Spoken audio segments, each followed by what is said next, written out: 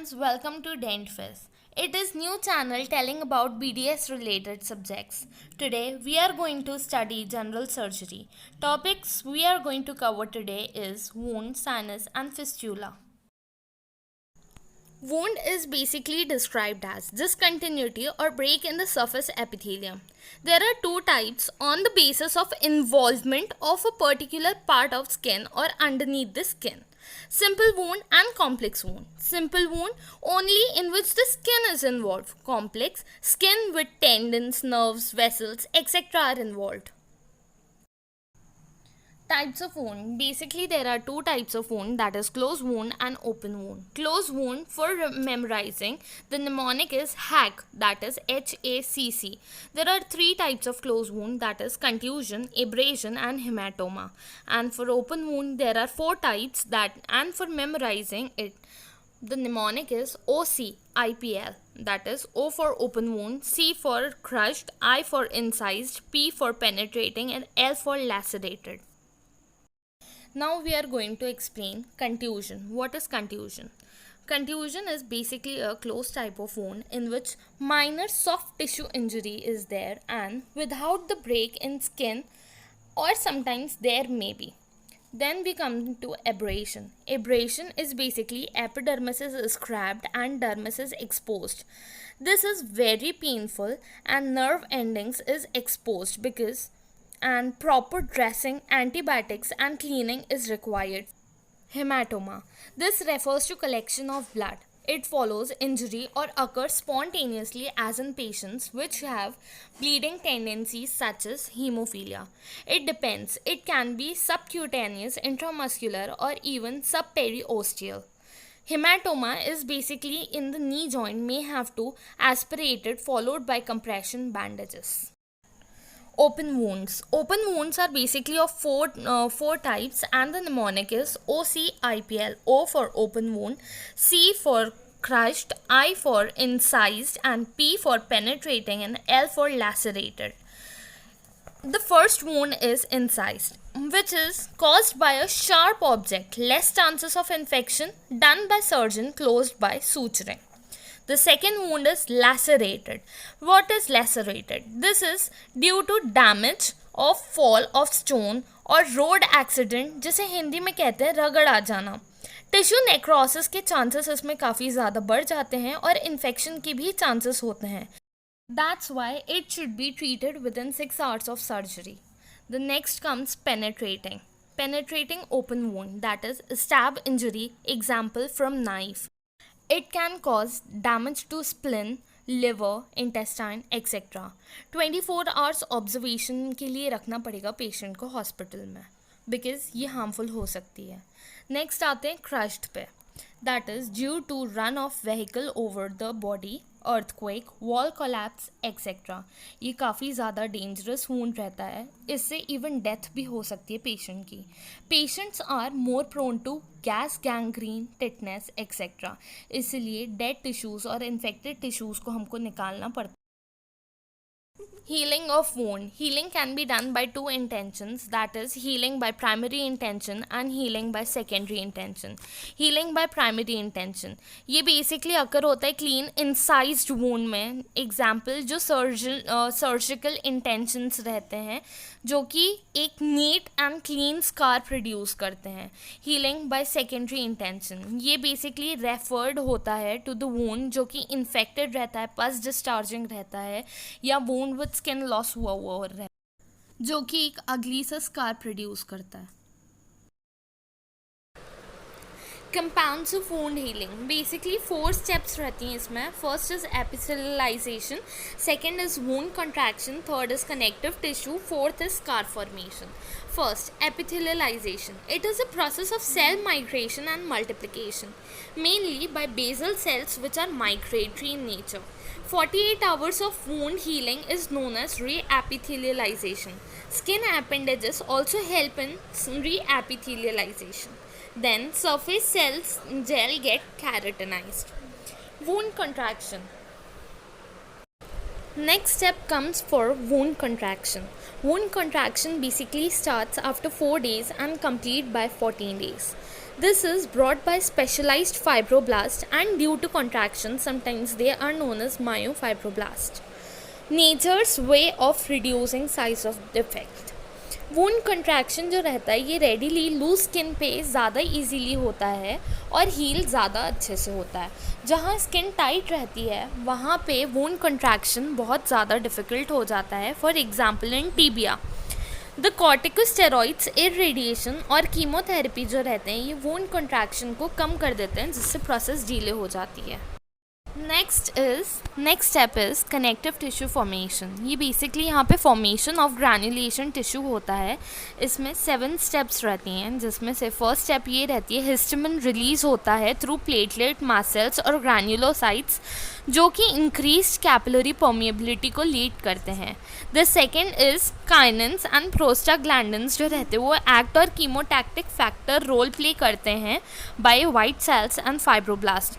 48 hours के अंदर polymorphonuclear leukocytes dominate करते हैं. ये रिमूव कर देते हैं डेड नेक्रोटिक टिश्यू, करते हैं as a scavenger.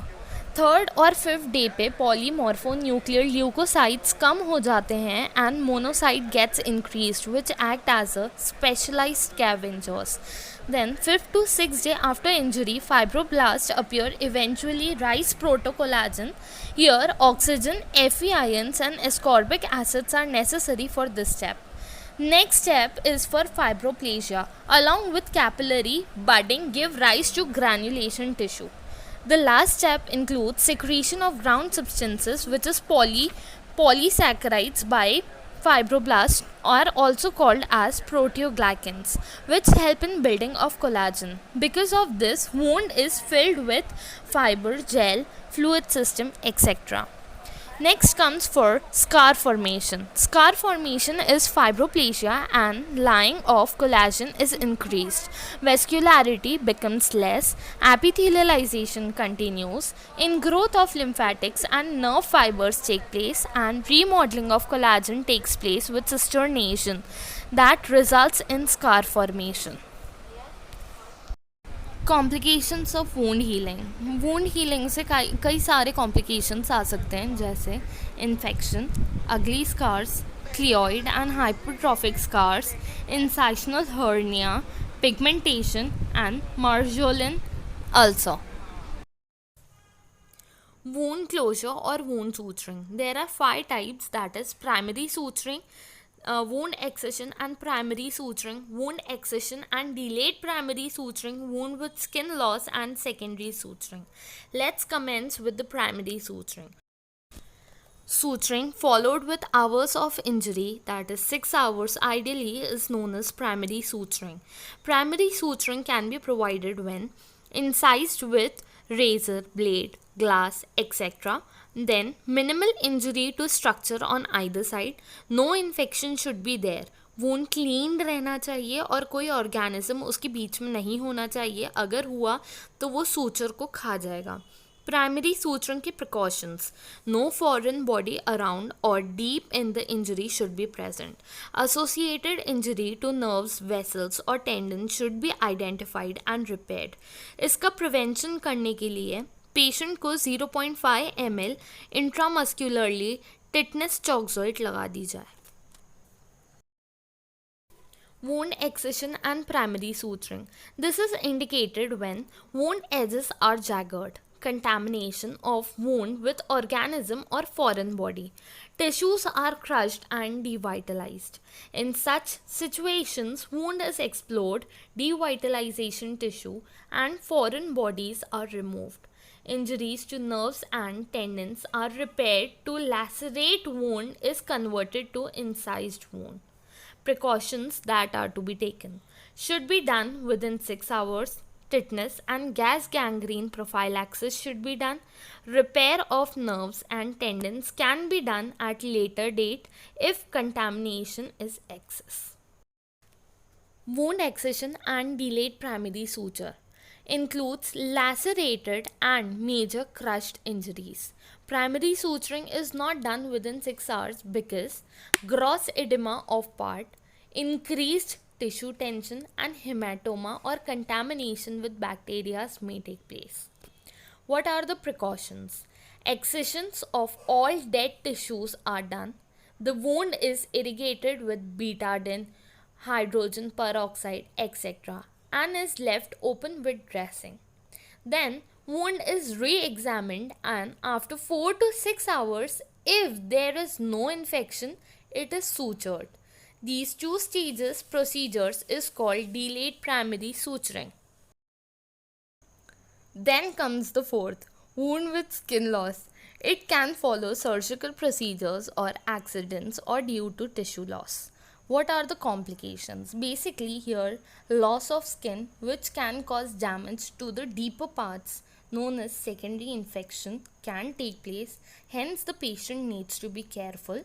The diabetic patients should be specially careful as they can develop septicemia. Deformity and disability also can occur in later date. Hence, as soon as possible, skin grafting should be done. Then comes the fifth part, that is secondary suturing. After operation, sutures may give way because of severe infection with persistent pus discharge. So, after 7 to 14th day, when wound infection is under control, the wound is freed from granulation tissue and skin is resutured. This type of suturing is known as secondary suturing. Then comes the very last part of wound, that is factors affecting wound healing. There are two factors basically. They are general factors and local factors. General factors include, first of all, age. In children, wound healing is faster as compared to old age. Debilitation, that is malnutrition. Obviously, if there is deficiency of vitamin C, the probability of wound healing would be delayed. Following injury, vitamin C deficiency can occur after 3 to 4 weeks.